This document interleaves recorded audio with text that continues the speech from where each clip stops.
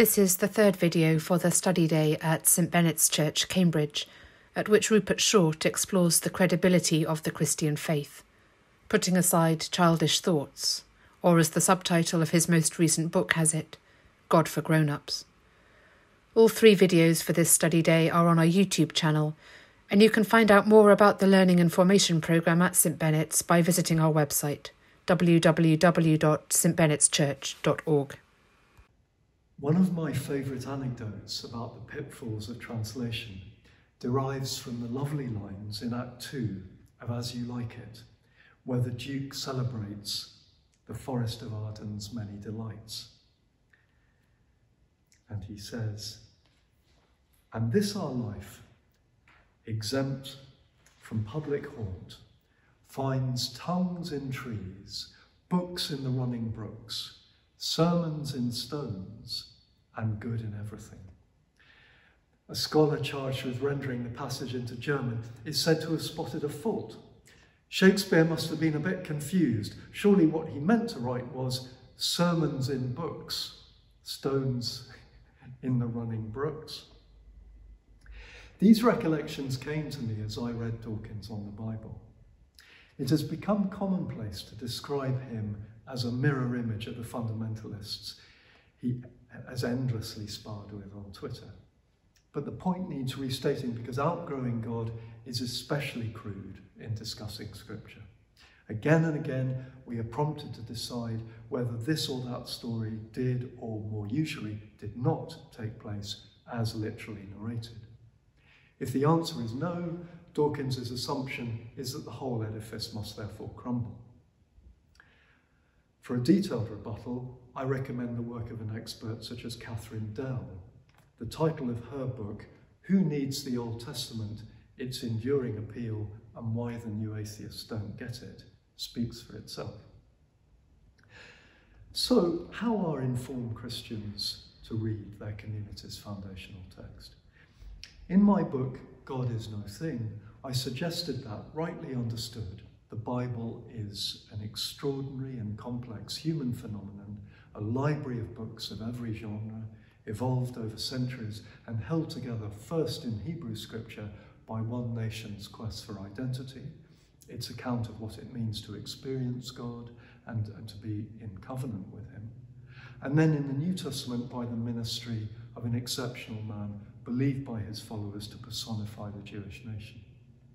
Fundamentalist interpretations of the Bible are not genuinely traditional. We have already noted that inspiration does not mean dictation from on high. Genesis starts with two pictures, one of a creation recognized as good, and the other of the source of a deep fracture, which spearheads the search for atonement and renewal. It leads to release from bondage, which means both freedom of a people and deliverance from the self-absorption of sin. It includes the rejection of idols, pictured both as images of the unknowable and the pursuit of wealth or power that we follow in denial of our real duties towards God and neighbour. The sociologist David Martin has encapsulated the significance of the New Testament as follows, quote, "It is about God's presence with us, as flesh of our flesh, about the proclamation of an invisible kingdom and a banquet to which we are all invited, as well as about the signs of that kingdom and that banquet, about the absorption of evil in the gift of body and spirit even unto death, the death of the cross, about healing of spiritual and physical wounds, the offer of a sign of peace and the reconciliation of enmities, about rebirth, death to self and resurrection, and about the taking up of a redeemed humanity to share in the mutual exchanges of love, which are the life of God." Unquote. Once more then, a Christian is not committed to belief in a specific transgression involving a snake in a garden 6,000 years ago. A literal acceptance of Genesis 1 to 3 has never formed part of the creed. But what the story reveals about flaws in human nature is abidingly true. The common complaint among atheists is that God is represented as vengeful in the Old Testament. I don't want to make light of this challenge, only to clarify that there is a solid answer to it. Historically, the Church has taught that a full disclosure of God's Trinitarian identity did not emerge until the life, passion and resurrection of Christ and the descent of the Spirit at Pentecost. In other words, the Old Testament is the first stage of an unfolding drama yet to reach its climax. It is therefore no cop-out to say that Hebrew scripture represents a genuine but partial revelation. Note that one of the first major decisions in the early church was to abrogate the ritual elements of Jewish law, for example. Side by side with this should stand a general awareness about textual interpretation. It makes little sense to pluck a single leaf off a tree and pretend that it can represent an entire landscape. If one verse makes God seem cruel, for example, but the thrust of the narrative is that God's mercy exceeds divine justice, then it is the big picture that counts. Jesus himself famously summed up the whole of the law and the prophets in terms of radical self-giving love for God and for neighbour, defined in the broadest possible way. Nor is this approach unique to Christians. Rabbinic reflection on the Hebrew Bible displays similar impulses. This is not to suggest that textual exposition is always a smooth process, of course. Historical analysis of the Bible, beginning in Protestant circles in the mid-19th century and spreading to the Catholic world several generations later, has frequently proved challenging. But a consensus emerged. It is not an oversimplification to say that the Synoptic Gospels, Matthew, Mark and Luke in particular, give a reliable historical account of Jesus' ministry. I especially value the outline given by a New Testament scholar such as the late A.E. Harvey. Jesus proclaimed the arrival of the kingdom of God with all that it entailed in terms of the remission of debt, the espousal of the poor and the marginalized, and the casting out of evil spirits, and the release of those resources of love, generosity and compassion which are so easily repressed by social convention and misguided religious scrupulosity, he's written. This mission led to Jesus' death, which he freely accepted, sensing that it would have redemptive power for the community of believers he inaugurated. Dawkins appears entirely unaware of all this. For him, either the Gospels are eyewitness reportage or the whole thing must be a matter of Chinese whispers. He is a decidedly Protestant atheist, or rather his assumptions reflect a debased interpretation of Protestantism, seeing the faith as essentially a matter of the Bible, little doctrine, apart from the atonement interpreted in one contentious way, no philosophical thought, no traditions of interpretation. But where did the New Testament come from, if not the church, since the canon was itself formed under the auspices of a community worshipping and reflecting together? You might suppose that the church would possess a certain authority in proclaiming the message. The impact of Jesus' ministry was so momentous that the resulting reorganization of religious language was a centuries-long process, culminating in the Nicene Creed. Just as the Gospels are feeling their way towards fresh perspectives in the light of a spiritual earthquake, doctrinal formulae were, quote, learned, negotiated, betrayed, inched forward, discerned, and risked, unquote, as one of my teachers used to put it. Outgrowing God gives such a one-dimensional picture that questions of genre and symbol are left entirely by the wayside. It is as though all that matters about an episode such as Exodus is the excavation of blood marks on lintel. Deliverance hardly features. Many other examples of this blind spot could be cited. Let one, the ascension, suffice. In discussing whether the doctrine is quote-unquote true or not, those who misinterpret it are liable to ask whether it involved vertical liftoff, as seen with the Apollo 11 rocket in 1969. St. Luke tells us that he was not an eyewitness to the life of Christ. A spiritual writer such as Eric Varden today notes that the evangelist, quote, carefully interviews eyewitnesses and collates their testimonies in a coherent narrative that grows in subtlety as, little by little, he comes to understand his sources better, unquote. In Acts 1:9, also written by Luke, we are told that Jesus, quote, was lifted up and a cloud took him out of their sight, unquote. Memo to the new atheists. When the word cloud is used in the Bible, it's unlikely to be in the context of forecasts about sunny intervals and scattered showers. A cloud was traditionally seen as a symbol of God's presence. When Israel emerged from Egypt, the Lord went before them in a pillar of cloud, Exodus 13:21. God is represented as having descended to Moses in the form of a cloud on Mount Sinai. In Varden's memorable summary, the message of the ascension is not that Christ vanishes beyond the world's orbit, but that he enters the Father's glory, which is set to fill the earth, as Numbers 14:21 puts it, by way of preparation for the glory of eternity. What's the lesson here? To understand any sort of narrative, you need to inhabit it, sensitize yourself to its tone and terms of reference and inner harmonies. What applies to Homer, Shakespeare, George Eliot, Mozart, or any other creative artist applies all the more to that complex mixture of poetry, law, history, and sermon that is the Bible. For a Catholic-minded Christian, not just a Roman Catholic, it isn't necessary to see every I dotted and T crossed on every page of the Bible. Nor does the text offer definitive guidance on all sorts of questions that have only arisen in the modern era.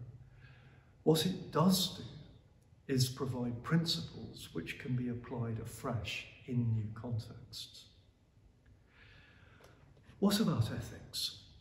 Dawkins's reflections on the subject could hardly be more simplistic. In an extraordinary chapter on the Ten Commandments, his line of reasoning runs like this: you don't need religion and the commandments to be good, so that blows a faith like Christianity out of the water because it claims you can't be good without the Ten Commandments.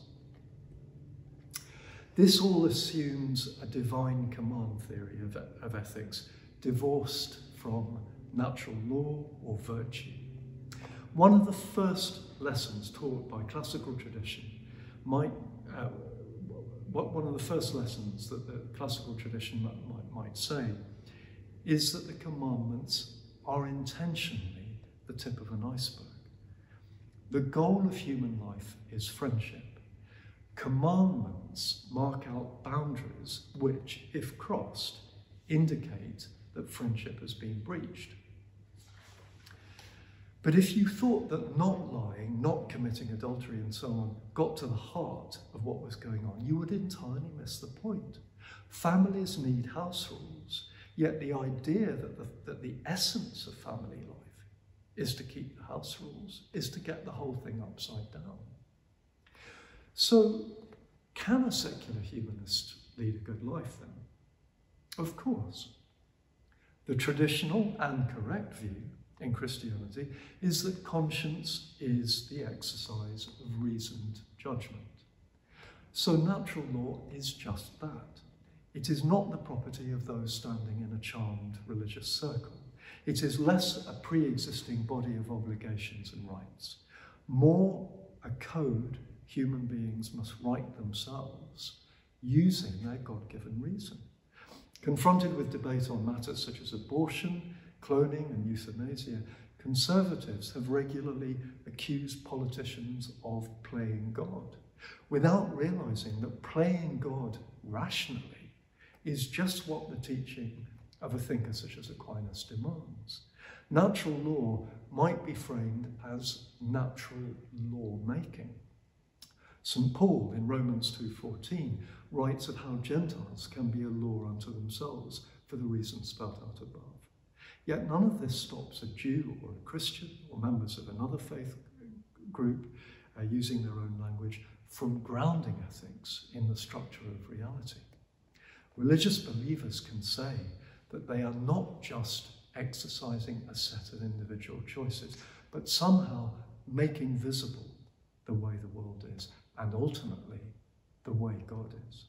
So yes, while you can lead a good life without having religious convictions, as an atheist, you might have to work rather hard to explain why your moral compass isn't just arbitrary. Perhaps the secularist might reply that Aristotle's golden rule is available to neutral reason on grounds already hinted at. Human beings are animals with natural needs and capacities. The fulfillment of these needs and capacities amounts to happiness, which partly involves being honest and decent and generally doing as you would be done by. Religious voices might only be half persuaded by this, however. What would Christians say? Since they remain Dawkins's prime targets, it seems right to focus again on church teaching, sometimes framed on the following lines. The cardinal virtues of justice, temperance, prudence and fortitude are indeed rational. But it is religion that can offer the solidest foundation for the so-called theological virtues of faith, hope and charity. The Truth and Reconciliation Commission in post-apartheid South Africa was very much an exercise of the theological virtues. I suspect that Archbishop Desmond Tutu would be among the first to say that while a secular liberal ultimately believes in justice, a Christian, also deeply committed to this virtue, nonetheless prizes forgiveness above all.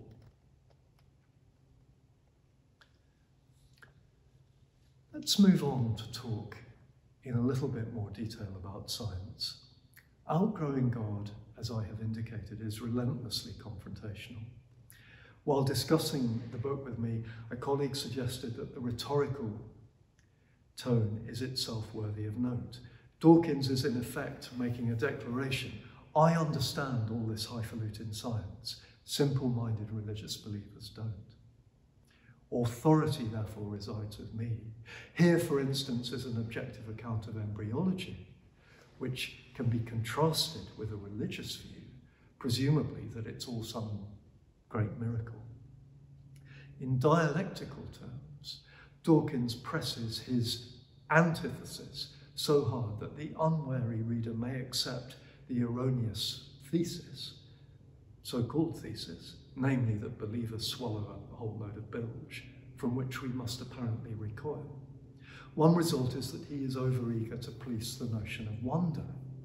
Feeling enraptured by the beauty of a baby, say, should not involve giving thanks to God, because we can be awestruck by the biology instead, according to Dawkins. But why does one need to ration wonder in that way? It's not as if parents who have produced a second child suddenly only feel half the love they previously had for their first.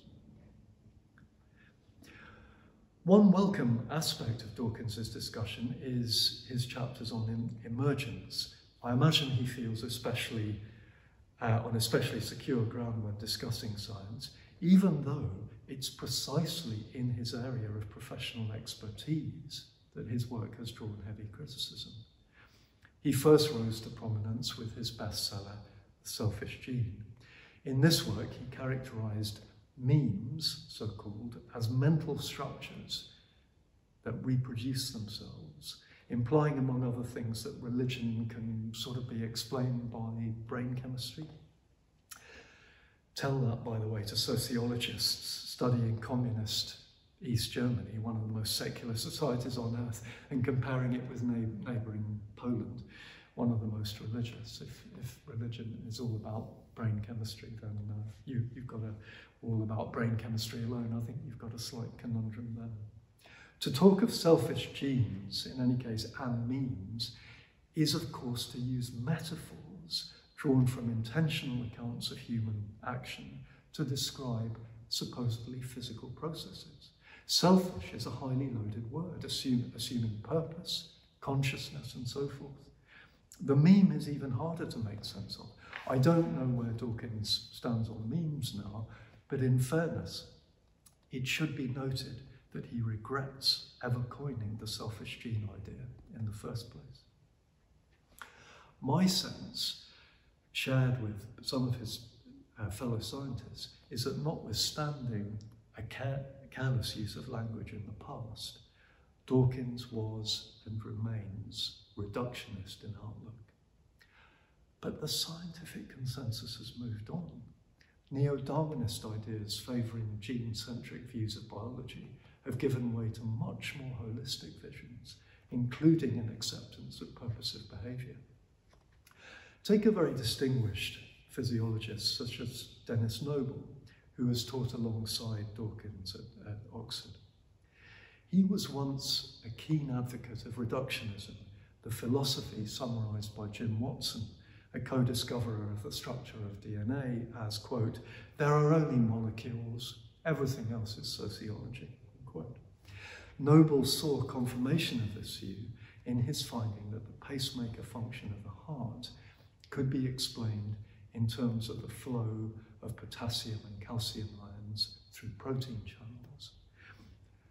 Later, he changed his mind, realizing that, quote, in the heartbeat, there was not only upward causation from the molecular level to the cellular level, but also downward causation from the cell influencing the molecules.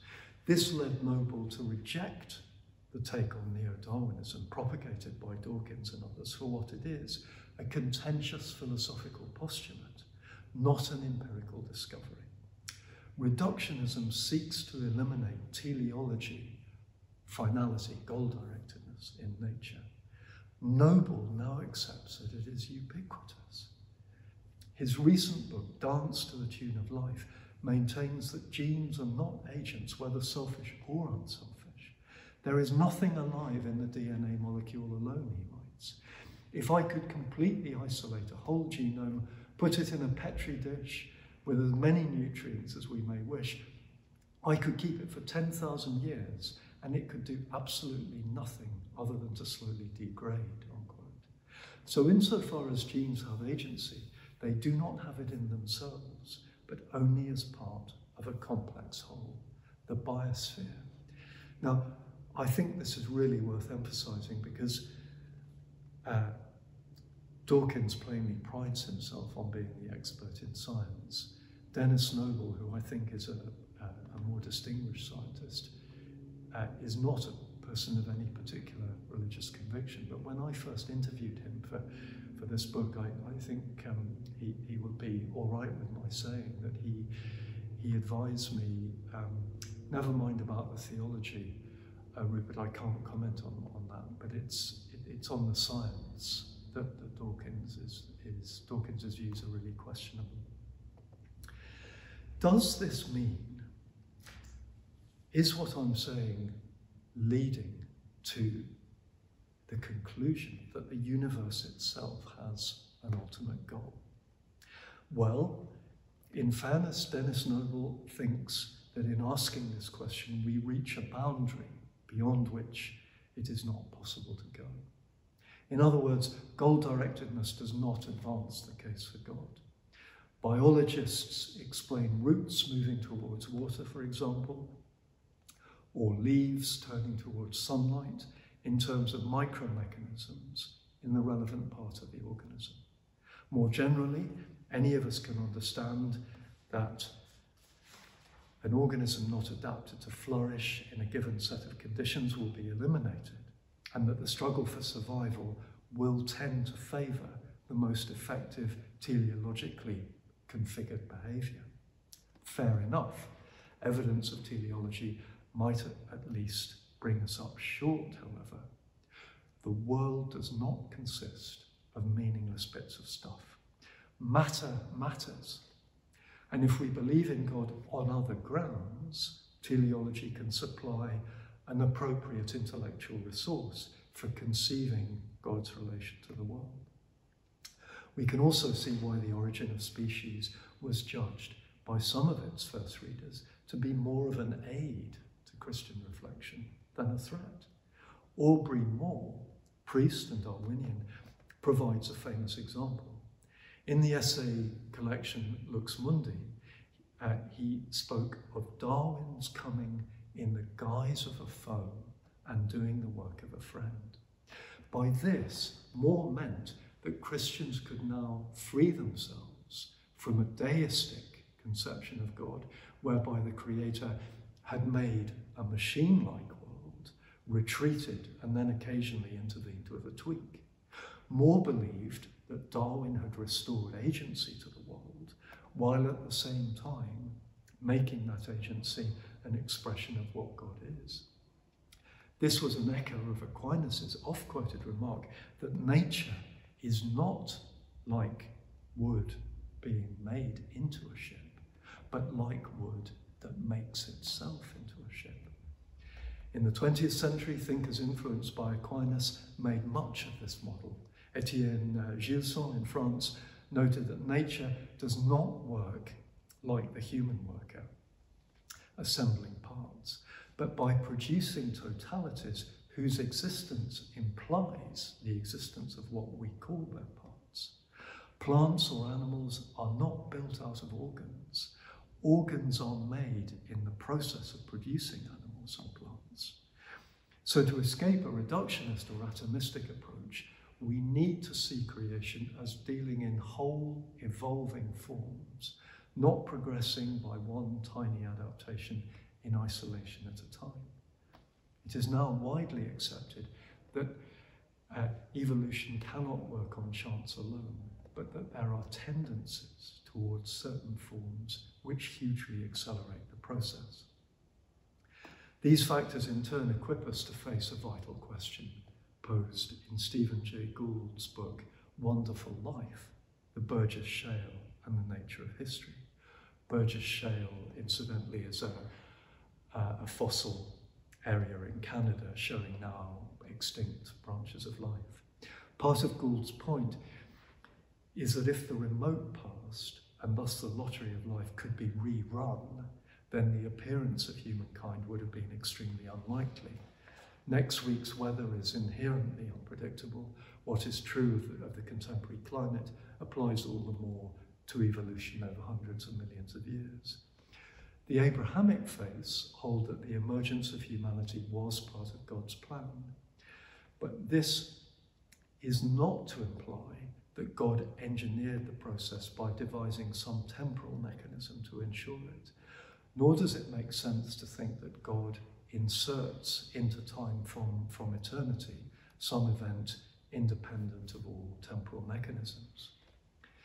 A different view from Jay Gould's comes in the work of Simon Conway Morris, whom I've already referred to, especially in his notion of convergence.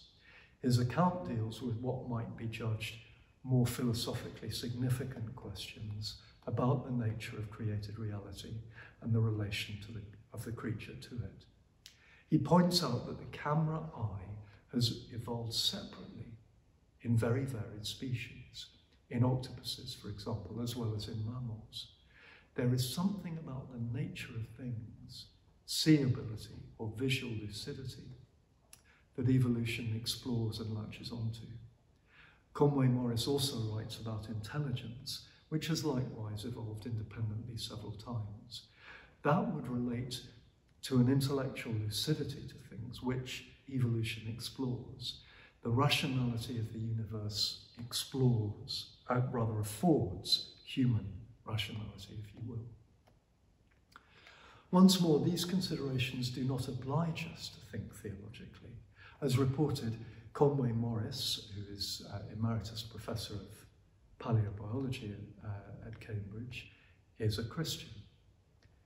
But people of faith are usually among those most adamant that belief in God does not and cannot come at the end of an equation. What they can do, however, is hold up their heads and feel confident that their convictions need not be in conflict with science. That you'll have grasped is a bit of a leitmotif of what I'm saying today. And building on this, a philosopher such as John Cottingham can frame the matter, I think very, very eloquently and suggestively as follows. Many scientists talk teleologically. It's curious, actually, that many people discussing the modern scientific worldview use words like random and accidental. We're just an accidental blip on the face of the cosmos. But that can't be right. It does seem that it is quite natural for galaxies to form. It is natural for some stars to explode into supernovas and to produce heavier elements. It is natural for planets to form, and most scientists say that sooner or later, given the right conditions, life will emerge. And then, given the Darwinian principles of selection, intelligence is likely to be favoured. So the scientific conclusion from all that seems to be that the universe is, as the British astronomer Royal Martin Rees puts it, both biophilic and noophilic. That is to say, it will tend in due course to produce life and intelligence. There is a natural tendency there, if you like. So using words like accident and random and so on is, in a way, misleading. That ends the quote from John Cottingham, who had a very orthodox training in analytic philosophy and was received into the Roman Catholic Church sometime in the 1990s, I believe, and has gone on to write a series of superb books about the poverty of contemporary academic philosophy vis-a-vis the way that theology at its best can really grapple with the big questions. The quote that I've just provided tells us a great deal. Those who see purposelessness in nature tend to impose this allegedly objective template on life as a whole. The neuroscientist and philosopher Ian McGilchrist, another enormous force for good, I think, in the world of philosophy of religion these days, has recalled a wry comment of C.S. Lewis in this regard. It's like a policeman who, having himself stopped all the traffic in a certain street, should then solemnly write down in his notebook, "The stillness in this street is highly suspicious." Darwin himself actually believed in teleology. Reviewing his legacy in the journal Nature in June 1874, Asa Gray wrote in terms that complement the assessment of Aubrey Moore already quoted. Quote, "We recognise the great service rendered by Darwin to natural science by restoring teleology to it, so that instead of having morphology against teleology, we shall henceforth have morphology married to teleology." And in response, Darwin wrote, "What you say about teleology pleases me especially, and I do not think anyone else has ever noticed the point. I have always said you were the man to hit the nail on the head." A crucial insight about Darwin seems to be this. He rejected Paley's deterministic model, whereby creation resembles a clock, but at the same time did not think that the world is the product of chance. How might thoughtful believers standing in one of the Abrahamic traditions react to all this? Above all, I would suggest by avoiding the twin pitfalls of dualism on the one hand and materialism on the other. Dualism, often associated both with bad religion and with atheist misconceptions about what religion has to involve. Dualism asserts the preeminence and separateness of the mind or soul or spirit over against the body. Materialism starts with the flat, grey cosmos of the kind assumed by some neo-Darwinists. If the world consists of little lumps of stuff just rearranging my cells into different kinds of machine, then the little lumps of stuff are what is really real. And everything else is an assembly of them, like a bicycle or a computer. And then you have to think of consciousness and knowledge as simply byproducts. So, because of the way you put it together, a bicycle can transport someone. Because of the way you put it together, a computer can do calculations. Because of the way we are put together, consciousness emerges. But if you realise in line with modern science that matter is not little lumps of stuff, but mysterious patterns of interaction located in space and developing through time, then you will be a bit more ready to think with Aristotle, let alone Aquinas, that what really exists are whole beings. The whole life of a dog or a cat depends on, but subsumes into a bigger whole, the complex interactions of electrons in the molecules and cells of the animal, and so on. And once you are amazed at the power of animals to organise and interpret and to react to their sense data, then you are on the way to seeing humans as higher beings still, with a power to integrate their judgments at an intellectual level. The modern world finds it especially hard to reckon with a divine creator because of our machine-dominated paradigms. Newton unravelled some of the machinery of the heavens. Other scientists did the same for the earth. Darwin began to unravel the machine of life. Now practitioners of AI promise to unravel the machinery of the mind. All this has served to dethrone God as designer and engineer. But organisms are not machines. Their insides are similar, but not their outsides. Despite their internal organisation, organisms implement no external function. Organs do, but organisms don't. You can ask what your eyes are for, but you can't ask what dolphins are for instance.